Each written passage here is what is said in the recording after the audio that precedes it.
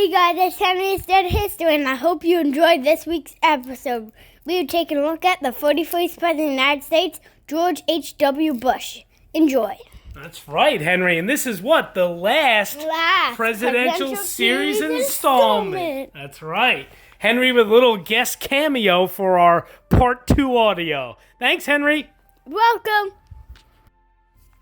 Hey guys, welcome back. TJ here with Dead History, and welcome to this next presidential series installment, taking a look at the 41st President of the United States, George Herbert Walker Bush. This is part 2. I am flying solo for this portion of the audio. Henry made his little cameo appearance, and that's about it. And as we've told you since part 1, and as Henry and I just reminded you in that little brief introduction, this is it. This is the last presidential series video. We are going to be redoing our George Washington video, so there will be a brand new Washington video in the next 2 weeks. But again, yes, that's a brand new video. I'm sure, most of you that watch will be excited, which is awesome. But, we have covered Washington before, so it's not like a new thing. But it will be a new video with some new information, of course. And, and then we're going to do some other fun stuff, and then we're going to probably around, if I had to guess, probably sometime around like September 9th, maybe, we'll start the Vice Presidential Series.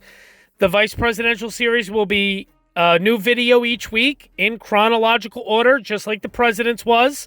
We're going to cover every Vice President, all of their graves, birthplaces if I've seen them, all that stuff.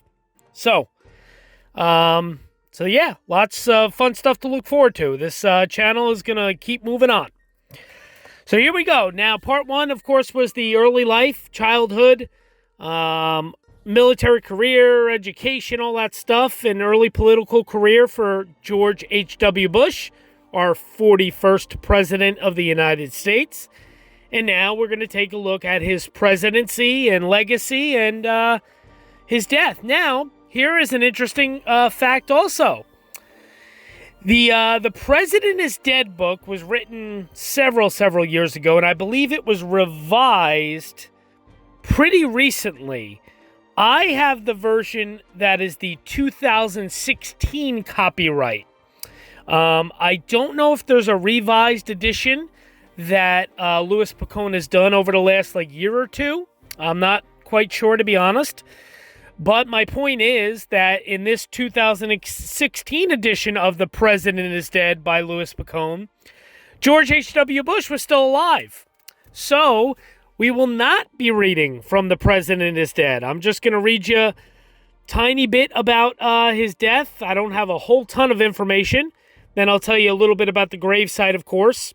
And, we'll go from there. That's pretty much what we're going to do as far as the death of George H.W. Bush goes.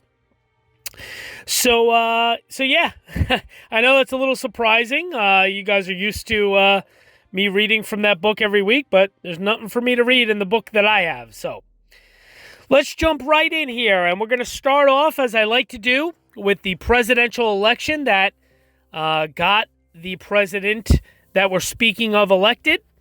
And in this case, that would be the 1988 United States presidential election. And this is actually the very first presidential election that I actually remember in my lifetime. And a lot of you pointed out to me that I did misspeak in my Reagan video. Ronald Reagan technically was not the president when I was born. I was born in April of 1980. The current president at the time was still Jimmy Carter. He lost the election in November of 1980, and then Ronald Reagan took over and was inaugurated in January of 1981. However, and that is very true, I did misspeak, Reagan's the first president, obviously, I remember. I remember him toward the end of his presidency when I was about 6, 7, 8 years old, somewhere in that range. And then this election, this 1988 United States presidential election, this is I actually vividly remember this whole election and the process and everything. I remember our neighbors where we lived at the time in New Jersey. They were big Michael Dukakis supporters. They were Democrats and big Dukakis supporters. They did not like George H.W. Bush. So I remember that. So I remember all that kind of stuff. So I do remember it. And this is the first one in my lifetime that I do remember. And that is a fact. That's not me misspeaking. So I can take that to the bank. All right. Here we go. Let's take a look at this 88 presidential election. Now, to be honest, it really wasn't close. Bush won this election handedly. It was not a close election at all. It was a very sizable margin that he won by. So, yeah, I mean, just to break down. So, it was George H.W. Bush, the Republican, who was the vice president under Ronald Reagan. He was going up against the Democrat Michael Dukakis, who was from Massachusetts. The running mate of George H.W. Bush was Dan Quayle, and the running mate of Dukakis was Lloyd Benson. And the electoral vote count was 426 for Bush, 111 for Dukakis. Bush carried 40 states. Dukakis only carried 10 plus Washington, D.C. And it was a 53.4% popular vote percentage compared to 45.6% for Dukakis. So it was easily won by Bush. So he became the 41st president of the United States, and Dan Quayle became the vice president. He was a U.S. Senator from Indiana, Dan Quayle. And there you go. So I'm sure you're seeing some maps, probably seeing pictures of all the candidates and that sort of thing. And then George Bush took over and became the president. So now we're going to jump into, of course, that was the 1988 presidential election. Now we're going to take a look, of course, at a little synopsis and overview of his presidency. And then we're going to jump right into some other fun facts and that sort of thing. So a key focus of George H.W. Bush's presidency was foreign policy. He began his time in the White House as Germany was in the process of reunifying, the Soviet Union was collapsing, and the Cold War was ending.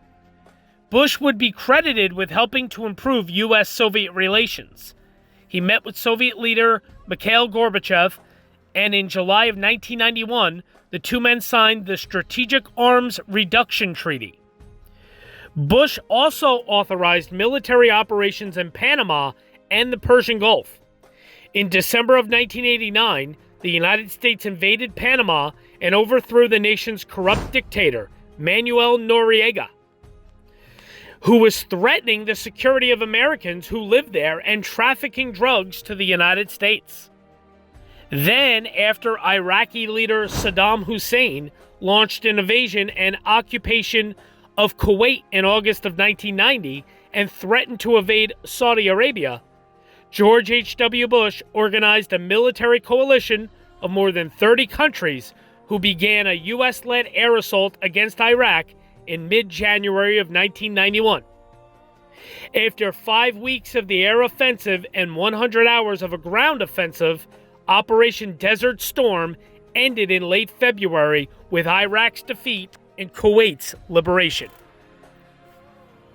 On the domestic front, Bush, who was a moderate conservative, signed such important pieces of legislation as the Americans with Disabilities Act of 1990 and the Clean Air Act amendments of 1990.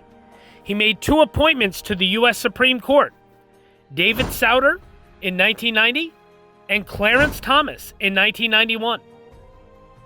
While Bush gained support among the American public for his foreign policy initiatives, his popularity at home was marred by an economic recession. After promising no new taxes in his presidential campaign, he upset some by raising tax revenues in an effort to deal with a rising budget deficit. In 1992, George H.W. Bush lost his bid for re-election to Governor Bill Clinton of Arkansas. So there you go. That's a little bit of an overview of his presidency. Now, as it said about the Iraq War, the Desert Storm, Operation Desert Storm, One thing I vividly remember as a kid, now obviously I was about 10, almost 11 years old at the time. I remember specifically the yellow ribbons, of course, that everybody had on their trees and that sort of thing for the troops. And I specifically remember because I am growing up in New Jersey. I am a diehard New York Giants football team. Yes, the G-Men. I am a big Giants fan. And I remember the Super Bowl 25, which was played in January of 1991. And I remember specifically because we were obviously in the throes of war and that sort of thing, that on January 27th of 1991, it was actually 10 days into the Persian Gulf War, Desert Storm, the New York Giants played the Buffalo Bills in Super Bowl 25. This took place down in Tampa, Florida, was the game. That's where it was held. And the reason I'm telling you this is because probably the most iconic singing and rendition of our national anthem was sung at that Super Bowl by none other than New Jersey native Whitney Houston. Whitney Houston took the field at Tampa Stadium and she performed the Star-Spangled Banner. And fighter jets flew by overhead. And I can't even tell you that even as I turned 11 that April, so I was still 10 years old. Even as a 10-year-old kid, the patriotic feeling that you got watching this rendition of the national anthem by this supremely talented, black woman from New Jersey, that alone speaks volumes to me. This black woman standing up there singing our national anthem, because I am all for rights for everyone, of course, civil rights and, LGBTQT or TQ or however it is. I always mess those up. I always get them backwards. But, gay rights, transgender rights, civil rights, everything. I am all for equality for everybody. We are all Americans. We all should be treated fairly and equally. And it was just a really unbelievable sight to see. We're in the throes of war. I'm 10 years old, and this black woman is singing this unbelievably touching, patriotic rendition of our national anthem. And to me, it's a national anthem that'll never be touched as far as quality and pure just goosebumps you should get when hearing it. Amazing. Truly incredibly amazing. So the reason I bring this up is because it's just a memory that really sticks out to me. Obviously, George H.W. Bush was president when all this was going on. And I wanted just to actually play this clip, because I think it's truly, absolutely incredible. So take a look here. Hey guys, sorry if there's background noise. I'm taping this while I'm away. Unfortunately, YouTube took down my part 2 video originally because of copyright infringement. They consider the Whitney Houston national anthem to be copywritten, so unfortunately I cannot show the national anthem clip that I want to show you. So here's some pictures, of course, of Whitney Houston singing it that day. And if you just YouTube, if you go on just go to the search bar up at YouTube and just put in National Anthem Whitney Houston Super Bowl or something like those words, and you will find the clip and you can watch it yourself. So I do apologize, unfortunately, that I wasn't able to play the clip. I did try. It was in my original video, but it got taken down and blocked for copyright infringement. So I didn't want to go through that again or risk getting some sort of penalty from YouTube. So I just took the video down, so altogether. So that is the reason that there is no clip. So just to let you guys know. Sorry about that. Thank you. Big surprise for you guys on this vacation that I'm going to be showing you next week. So Thanks, and enjoy part 2. Thanks, guys. I mean, if you don't have goosebumps watching that, then I don't know. I mean, I don't know what else gets you going. In a patriotic sense, I don't know what else can really rev you up other than that. That's truly incredible. And, I mean, to top it all off, the Giants ended up beating the Bills. For you sports fans, Scott Norwood, wide right, and the rest is history. Giants win. So that was a pleasant memory for me as well. Okay, now back into some synopsis overview of George H.W. Bush's presidency. 1989. After more than 4 decades of arms buildups, nuclear brinkmanship, and proxy warfare, the Iron Curtain lifted and the Berlin Wall crumbled. 2 years later, the Soviet Union fell apart and America stood as the unrivaled superpower in the world. But with the Cold War over, the rules of engagement were changing for the next 4 men who would occupy the Oval Office. The first of which was part of a father and son duo. An often undefined and unpredictable enemy challenged the power of the presidency. The presidency is full of surprises for the people who come in, and when they tend to be foreign surprises, presidents often act with a kind of decisiveness. And that sort of thing reflects as much the personality of the individual as it does the office itself. George H.W. Bush found himself confronted with the first post-Cold War conflict, Iraq's invasion of Kuwait. He knew it would take an extraordinary effort to gain support for American intervention. You have the building of this very broad-based alliance against Saddam Hussein that included traditional U.S. enemies like Syria, and a recognition that going into Iraq and deposing Saddam was probably not in the U.S. national interest. If you cannot bring the people with you, you will lose the policy.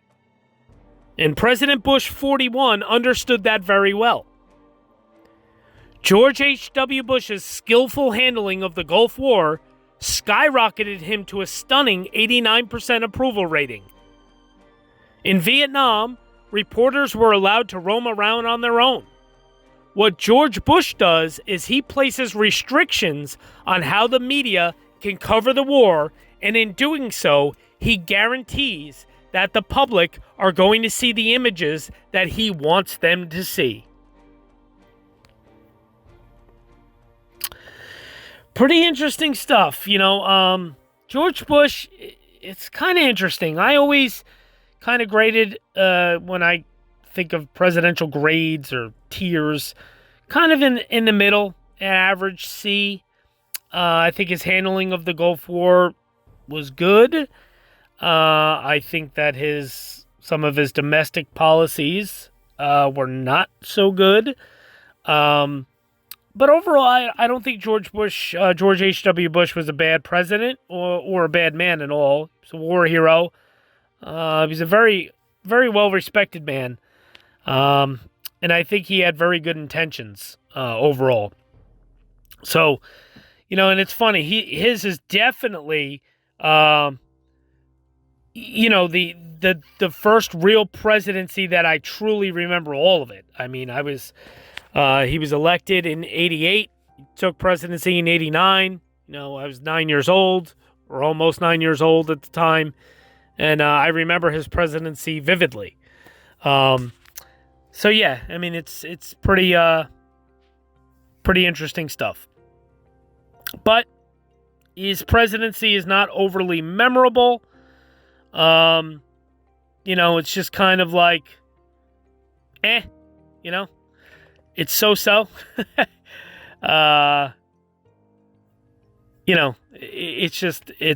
It's so-so, I guess you could say.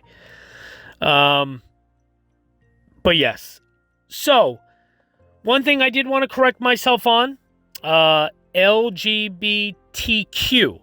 is I think I said it, but I always get like the T and the Q. I do QT, and then, I just wanted to make sure that I got that correct. So I'm not offending anyone or upsetting anyone.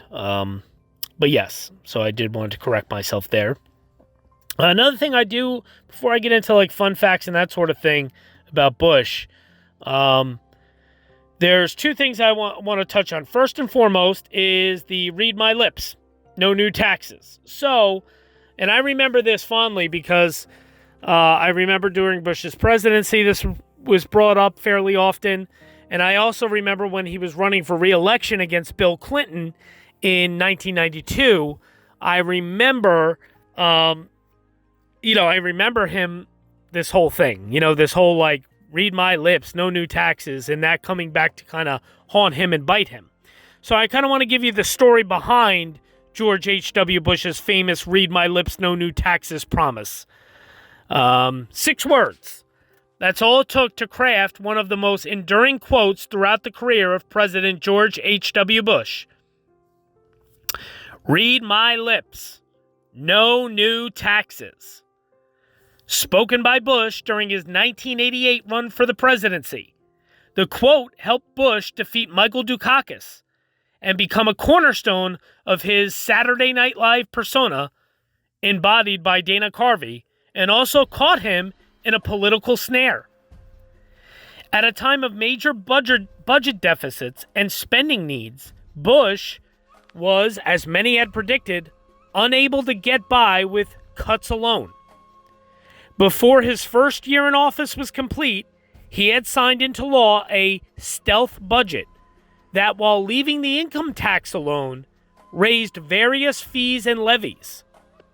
In 1990, David Letterman was joking that Bush's catchphrase should be updated to, read my lips, I was lying. Sure enough, it was clear that the original promise had to go. But how did Bush end up making such a promise in the first place? In covering George H.W. Bush's January 1989 inauguration, Time magazine got the backstory. Had Bush honestly said, as did Dukakis, that he would raise taxes only as a last resort, the country might have had a genuine debate. Why didn't he? Why instead did Bush voluntarily saddle himself with a seemingly intractable position? Roger Ailes, the media magician who crafted the Bush ads that permitted Dukakis no quarter, was one of the architects of Read My Lips. The point is really pretty simple, says Ailes. At the time, the race was close, and Dukakis had given us an opening by talking about taxes as a last resort. Now, let me tell you, the people believe politicians are going to raise their taxes. All the polls confirm this. So they are interested in figuring out which candidate is really going to do it only as a last resort. So when a guy like Dukakis says what he says, no matter how responsible it may be, the people take it to mean that he will raise taxes as a first resort. What you have to say to get on top of an issue like taxes is that you would rather see your kids burned in the street rather than raise them. It was not, raise them meaning taxes, not your kids. It was not the easiest case to make to Bush, but he understood the stakes. We did what we had to do. But though the promise itself proved impossible to keep, George H.W. Bush's words themselves have had a longevity far beyond their time. So yeah, this was at the 1988 Republican National Convention when he made this speech. Read my lips, no new taxes, this whole thing. And it did. It came back and, bit him in the butt because not only did you hear about it during his presidency, of course, when taxes and levies and that sort of thing were raised, but the Clinton campaign, they took this and ran with it when he was running against Bush in 92. Like, this was like a big thing. So it was pretty interesting. So here's that clip here of George Bush in that famous speech. Take a look. and I'm the one who will not raise taxes. My opponent now says he'll raise them as a last resort or a third resort. But when a politician talks like that, you know that's one resort he'll be checking into. And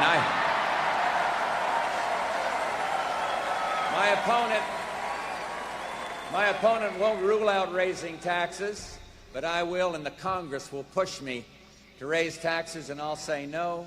And they'll push, and I'll say no. And they'll push again, and I'll say to them, read my lips. No new taxes.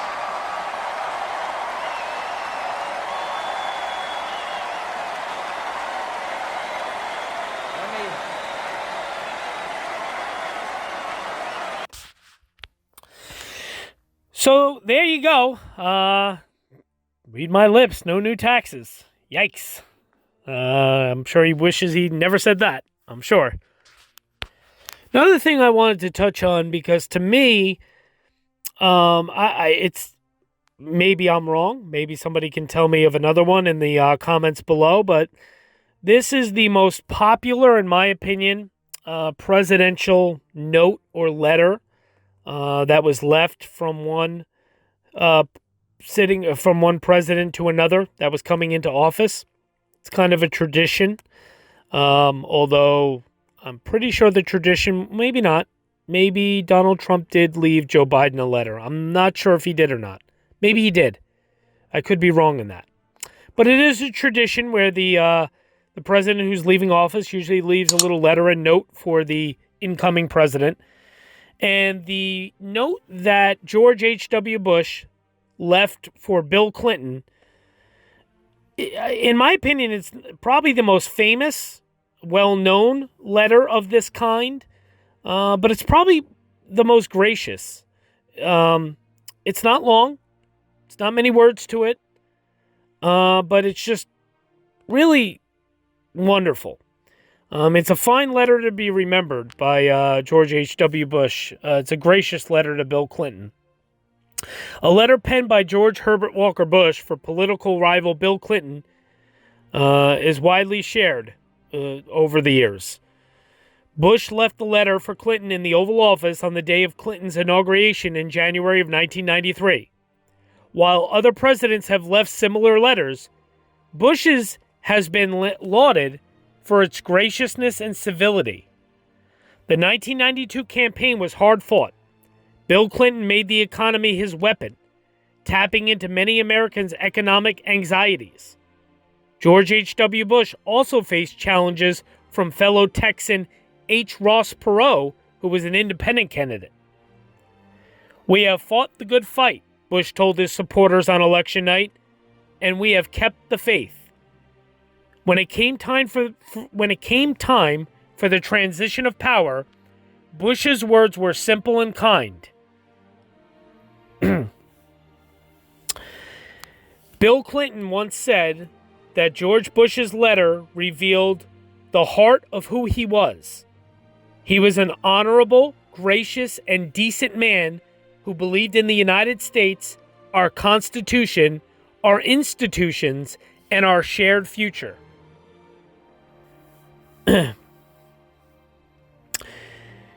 And it's dated January 20th of 1993.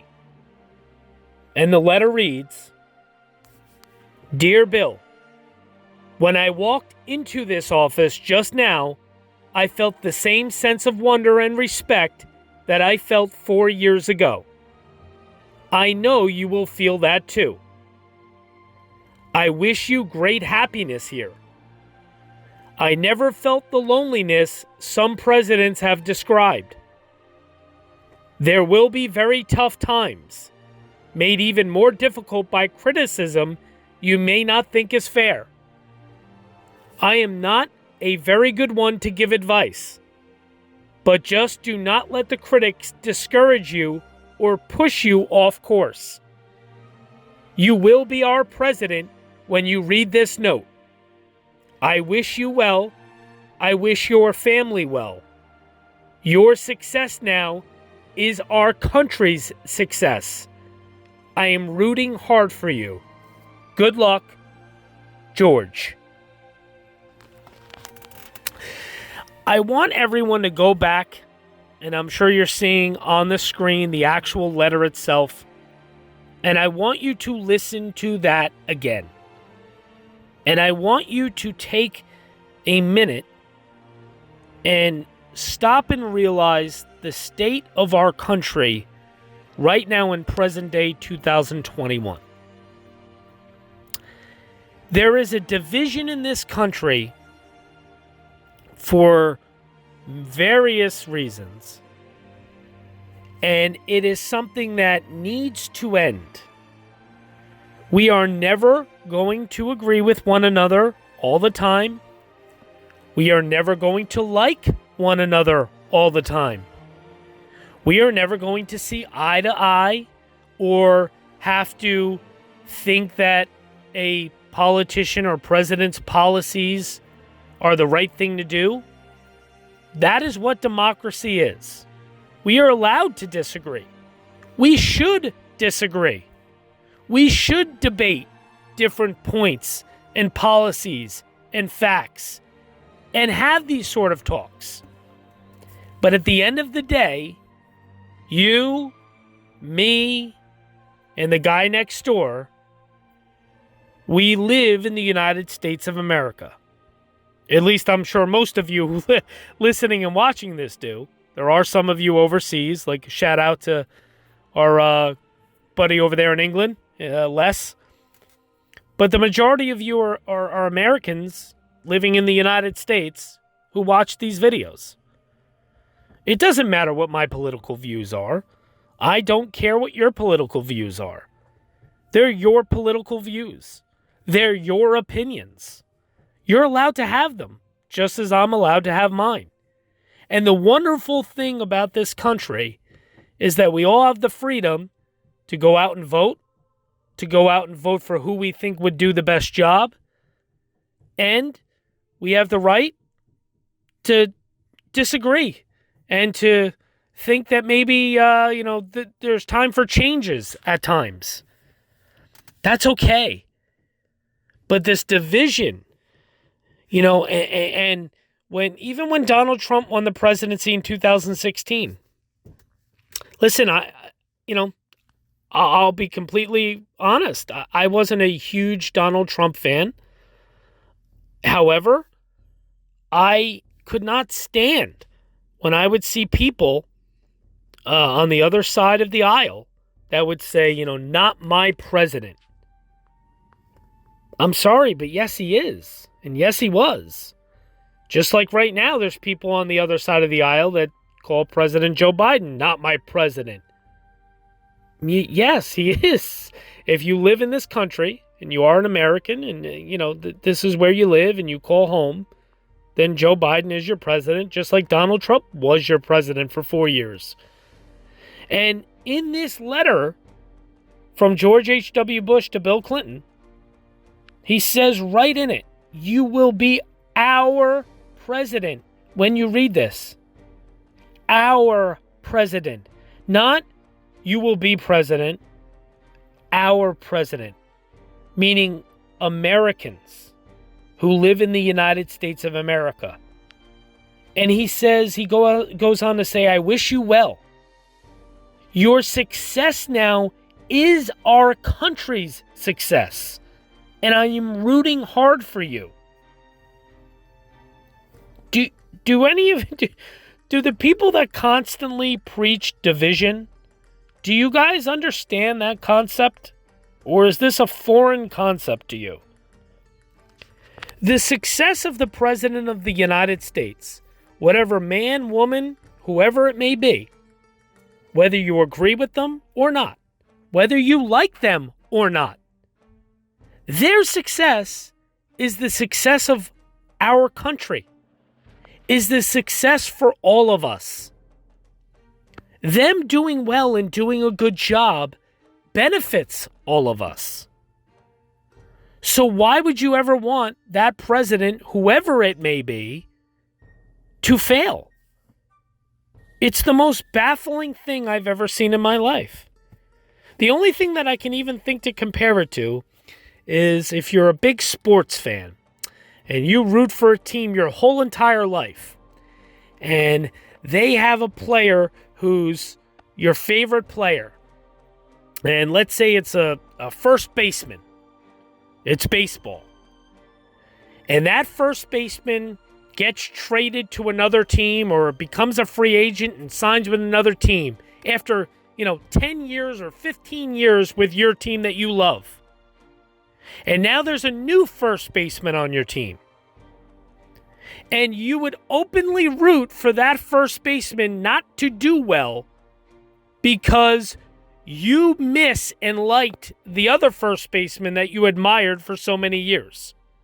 So you would be rooting for the team that you enjoy and love.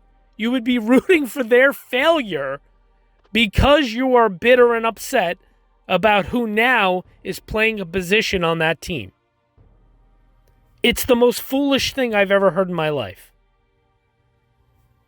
It's democracy. Get out there and vote. I encourage all of you, implore all of you, vote. When times come, vote. And then guess what? Whatever the outcome may be, root for the success of whoever wins office. That's it. It's the last thing I'll say about that. Sorry to be on a political soapbox. I try not to make things political, but that letter speaks volumes to me. And I think it's something that we all need to take a step back sometimes and really, really look at. All right, come on, let's go some fun facts now. Let's make it fun. Let's make it fun to end this video stuff here. Okay, some fun facts about George H.W. Bush. George H.W. Bush thought about naming Clint Eastwood as his running mate. Ultimately, Bush chose Dan Quayle. But if he had picked Eastwood, he would have elevated the mayor of a small town in California to the second highest position in the federal government. Not to mention that Bush would have had a movie star as his vice president. Pretty interesting. George Bush and his wife Barbara met as teenagers in 1941, and they were married just 2 years later. And they died within months of each other in 2018.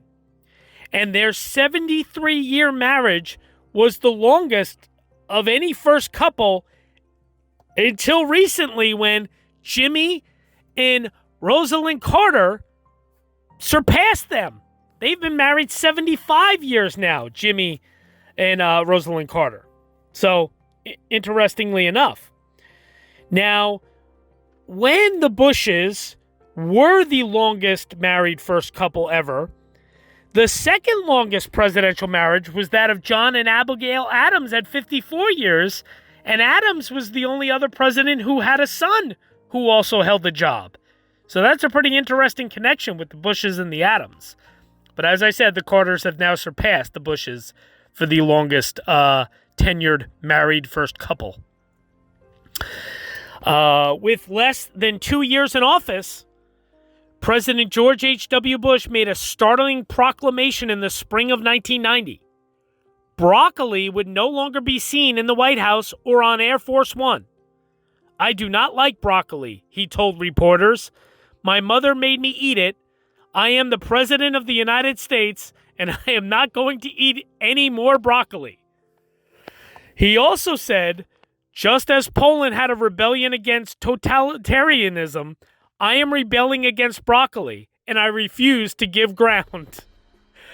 The vegetable's constituents subsequently flooded the White House with recipes and tons of the veggie, which was donated to food banks. One produce dealer in California noted that sales had risen 10% as a result of the publicity around the president's non-endorsement of broccoli. Pretty funny stuff. I thought that was pretty funny. What else can I tell you here about good old George H.W. Bush? We know that. I already said that. He was also connected to John Adams. I already said that. Because obviously George Bush's son, George W. Bush, he was elected president as well. So there's that. Okay, so that's good there. I'm just going through my notes, making sure I'm not missing anything for you guys. No, that's good. In 1992, during a state dinner in Japan, George H.W. Bush fell ill with the flu and vomited into the lap of Japan's Prime Minister Kishi Miyazawa. Probably butchering his name, and I apologize, but he was Japan's Prime Minister in 1992. And Bush collapsed in his chair and fainted before the First Lady and Secret Service agents rushed to help him.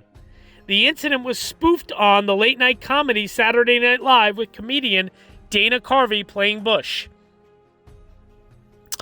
From 1981 to 1989, he was vice president, of course, and then he became president.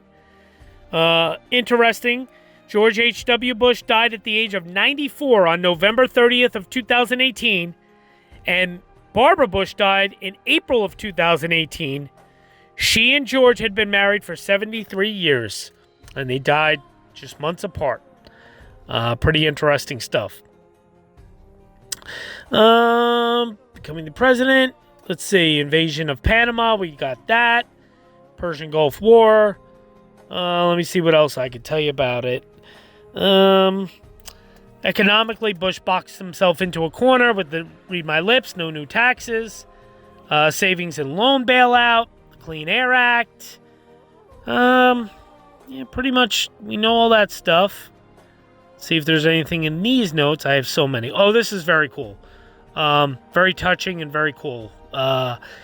In July of 2013, George H.W. Bush shaved his head to honor the son of one of his Secret Service agents who was suffering from leukemia.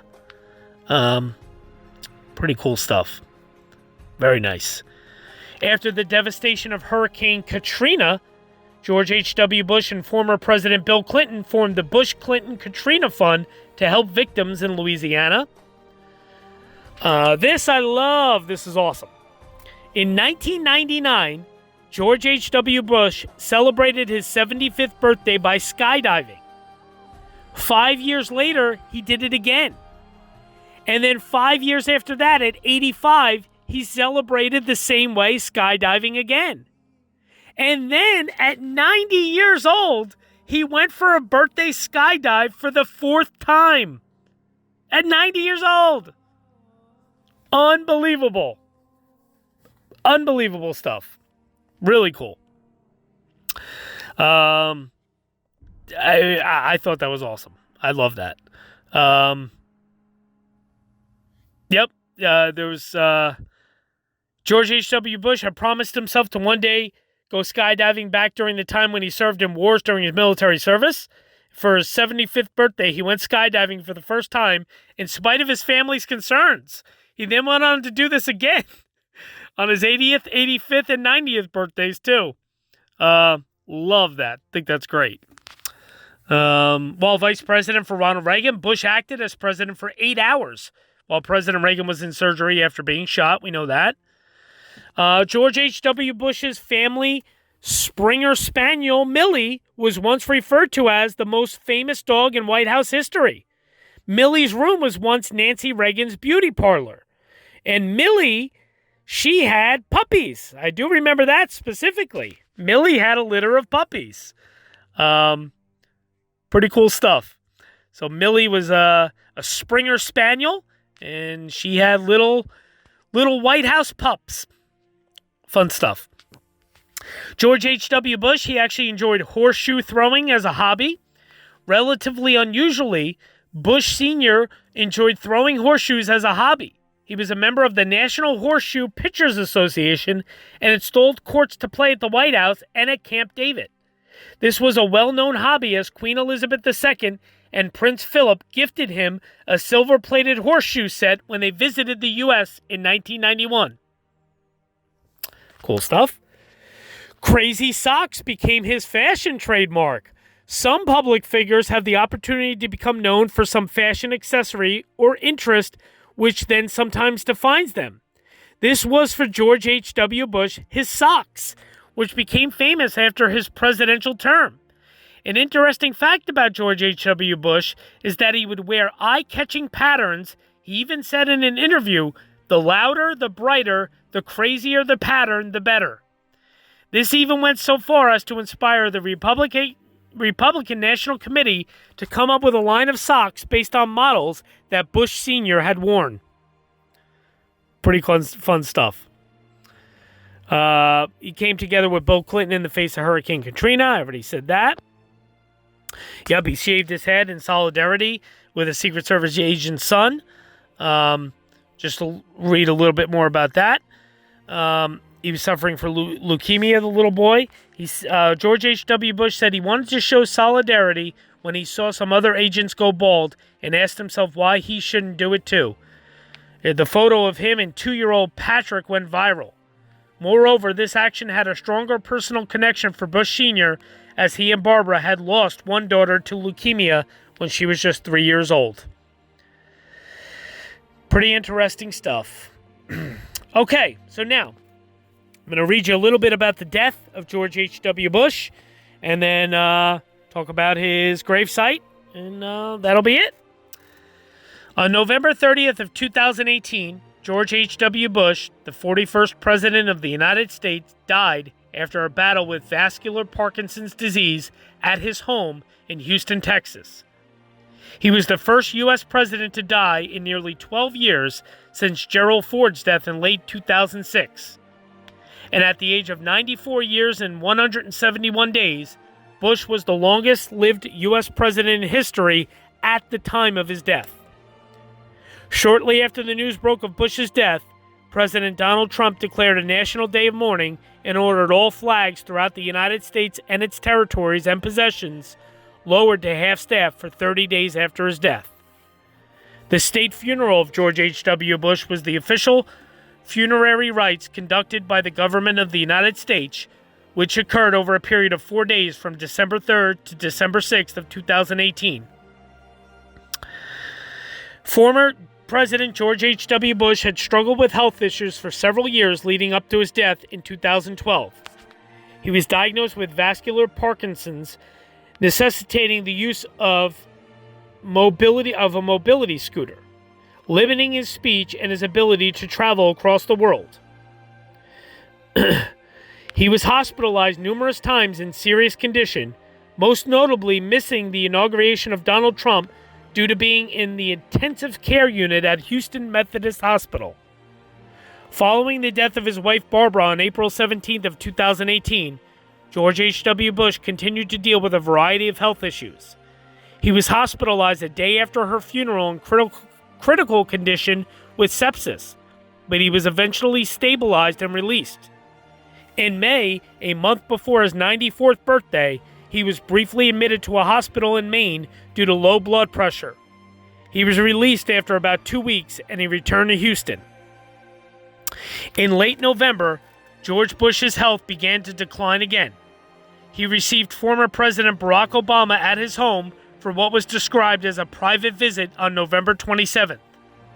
By November 28th, he had stopped eating and did not leave his bed, telling his medical staff he did not want to return to the hospital. James Baker, former Secretary of State and a longtime friend of Bush, reported that Bush's condition had improved by the morning of November 30th, as he had begun eating again and was able to sit up from his bed and converse with others. According to Baker, Bush's last meal consisted of 3 soft-boiled eggs, a cup of yogurt, and 2 fruit drinks.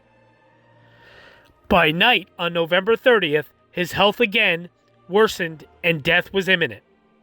Irish tenor Ronan Tynan came and sang 2 songs for Bush, as his family and friends gathered at the household to say their goodbyes. Bush's last words were, "I love you too," spoken to his son, former President George W. Bush, over a speakerphone. Shortly after that conversation, at 10:10 p.m. Central Standard Time, George Herbert Walker Bush died at the age of 94, with Baker describing his death as peaceful and adding, "If those things could be sweet, it was sweet."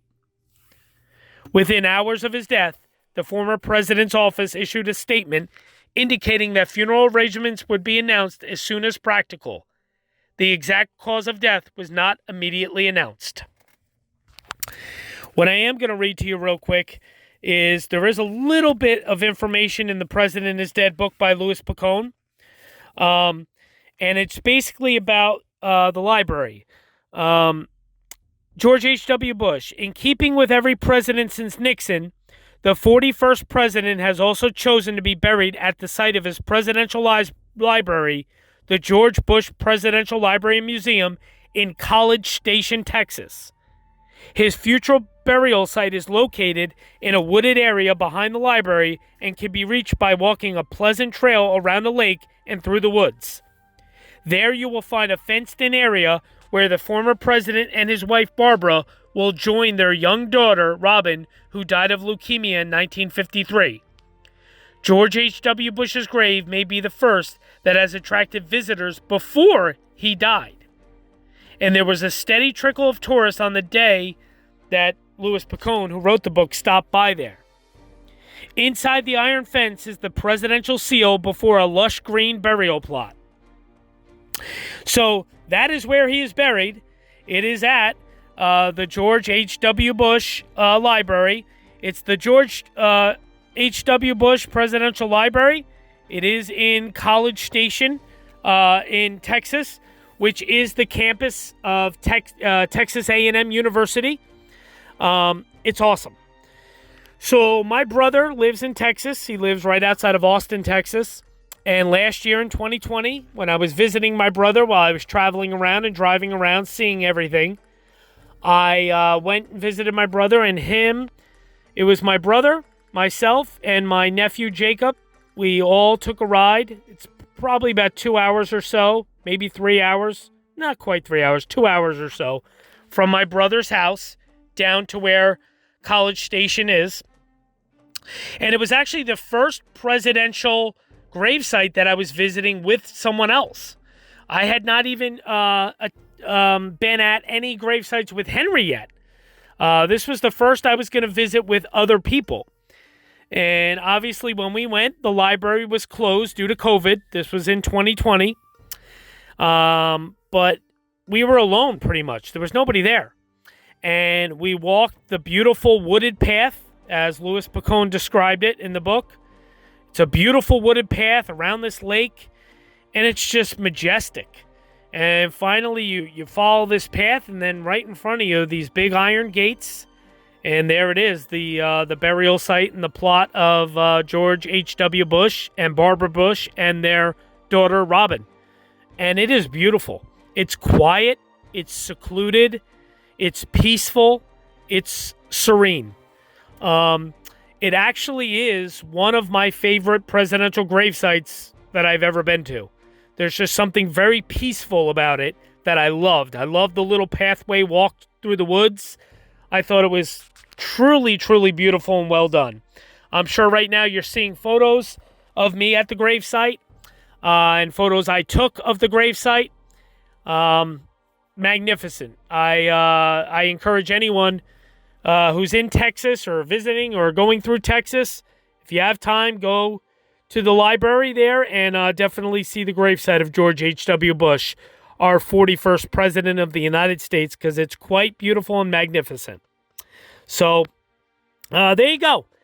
That is a look at the life, legacy, presidency, death, and gravesite, burial site of our 41st President of the United States, George Herbert Walker Bush, our last president to die here in the United States. We still have four living former presidents. We have former President Jimmy Carter still alive. Former President Bill Clinton is still alive. Former President George W. Bush is still alive. And then, of course, former President Barack Obama is still alive. And former President Donald J. Trump is still alive. So 5. We actually have 5 former presidents still living, which is pretty remarkable. So this concludes our presidential series, guys. This is it. We are going to be doing that George Washington video, not next week, but the week after, so in 2 weeks. Next week, there will be a special bonus video. I'm very excited to show you guys this bonus video. I think you're going to be pleasantly surprised, so stay tuned for that. And then, like I said, in a few weeks, we're going to keep doing. There's going to be things released every week. We're not taking any weeks off, so keep that in mind.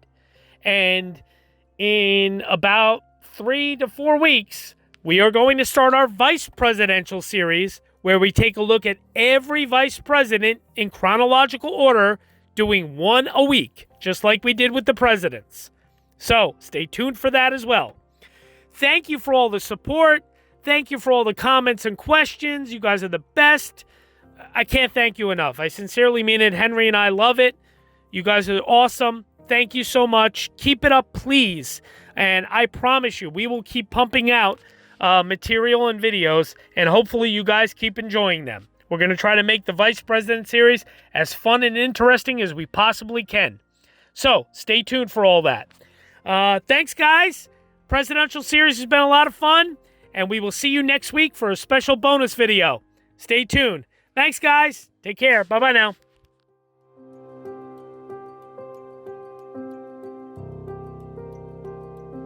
I once heard it said of man that the idea is to die young as late as possible.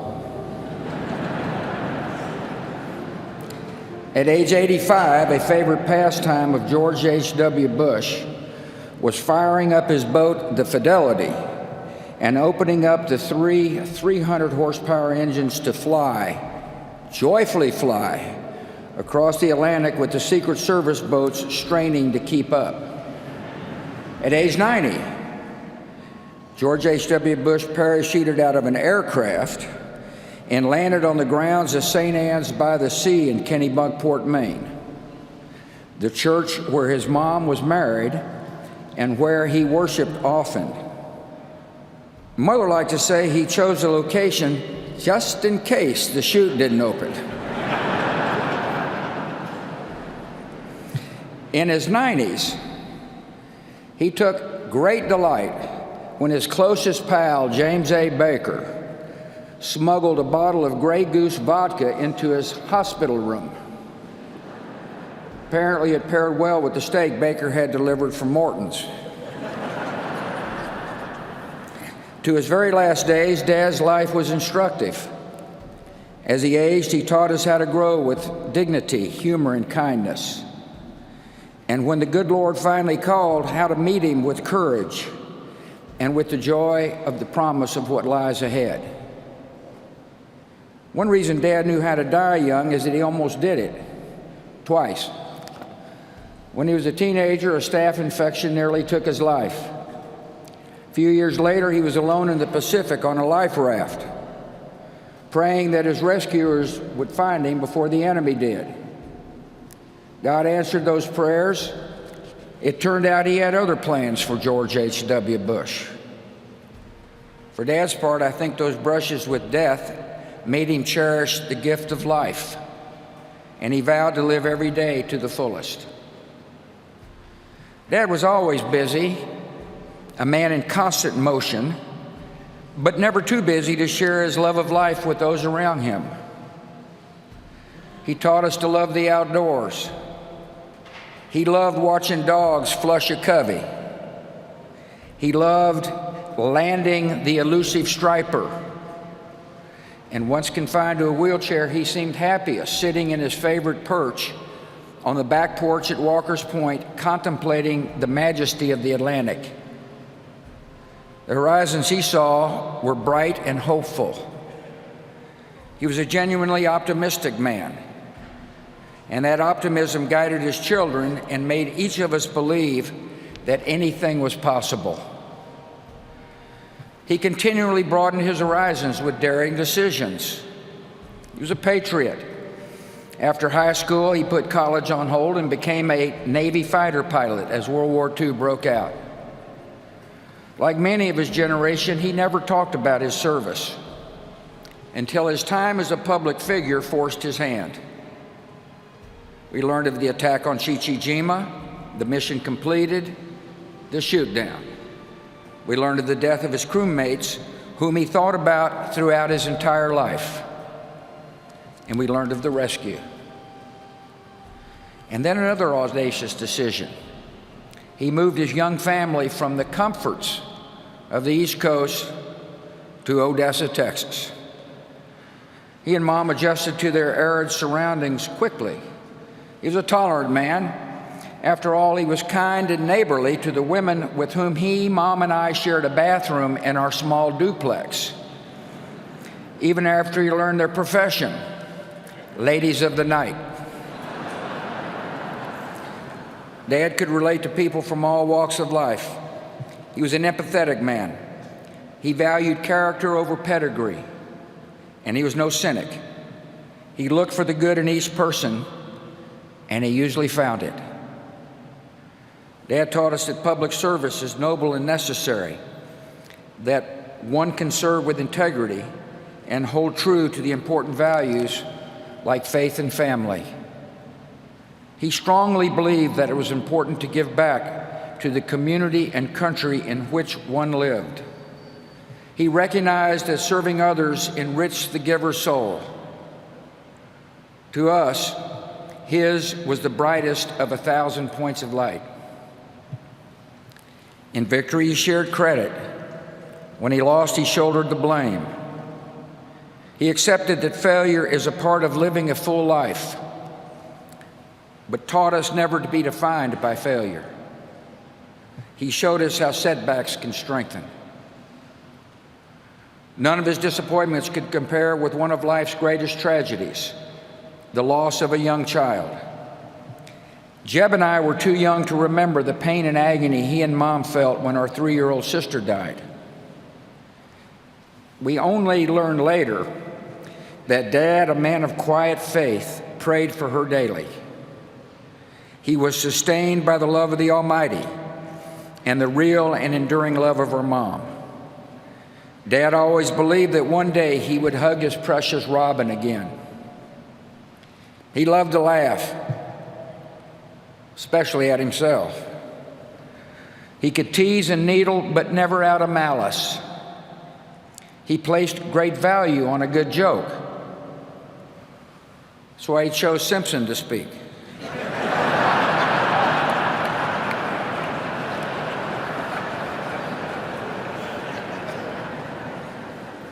On email, he had a circle of friends with whom he shared or received the latest jokes. His grading system for the quality of the joke was classic George Bush. The rare 7s and 8s were considered huge winners, most of them off color. George Bush knew how to be a true and loyal friend. He nurtured and honored his many friendships with a generous and giving soul. There exist thousands of handwritten notes encouraging or sympathizing or thanking his friends and acquaintances. He had an enormous capacity to give of himself. Many a person would tell you that Dad became a mentor and a father figure in their life. He listened and he consoled. He was their friend. I think of Don Rhodes, Taylor Blanton, Jim Nance, Arnold Schwarzenegger, and perhaps the unlikeliest of all, the man who defeated him, Bill Clinton. My siblings and I refer to the guys in this group as brothers from other mothers. He taught us that a day was not meant to be wasted. He played golf at a legendary pace. I always wondered why he insisted on speed golf. He was a good golfer. Well, here's my conclusion. He played fast so that he could move on to the next event, to enjoy the rest of the day, to expend his enormous energy, to live it all. He was born with just 2 settings: full throttle, then sleep. He taught us what it means to be a wonderful father, grandfather, and great-grandfather. He was firm in his principles and supportive as we began to seek our own ways. He encouraged and comforted, but never steered. We tested his patience. I know I did. But he always responded with the great gift of unconditional love. Last Friday, when I was told he had minutes to live, I called him. The guy answered the phone, said I think he can hear you, but he hadn't said anything for most of the day. I said, Dad, I love you and you've been a wonderful father. And the last words he would ever say on earth were, I love you too. To us, he was close to perfect, but not totally perfect. His short game was lousy. He wasn't exactly Fred Astaire on the dance floor. The man couldn't stomach vegetables, especially broccoli. And by the way, he passed these genetic defects along to us. Finally, every day of his 73 years of marriage, Dad taught us all what it means to be a great husband. He married his sweetheart. He adored her. He laughed and cried with her. He was dedicated to her totally. In his old age, Dad enjoyed watching police show reruns, the volume on high, all the while holding Mom's hand. After Mom died, Dad was strong, but all he really wanted to do was hold Mom's hand again. Of course, Dad taught me another special lesson. He showed me what it means to be a president who serves with integrity, leads with courage, and acts with love in his heart for the citizens of our country. When the history books are written, they will say that George H.W. Bush was a great president of the United States, a diplomat of unmatched skill, a commander-in-chief of formidable accomplishment, and a gentleman who executed the duties of his office with dignity and honor. In his inaugural address, the 41st President of the United States said this: "We cannot hope only to leave our children a bigger car, a bigger bank account. We must hope to give them a sense of what it means to be a loyal friend, a loving parent, a citizen who leaves his home, his neighborhood, and town better than he found it. What do we want the men and women who work with us to say when we are no longer there? That we were more driven to succeed than anyone around us, or that we stopped to ask if a sick child had gotten better and stayed a moment there to trade a word of friendship? Well, Dad, we're going to remember you for exactly that and much more. And we're going to miss you. Your decency, sincerity, and kind soul will stay with us forever. So through our tears, let us know the blessings of knowing and loving you, a great and noble man, the best father a son or daughter could have. And in our grief, let us smile knowing that Dad is hugging Robin and holding Mom's hand again."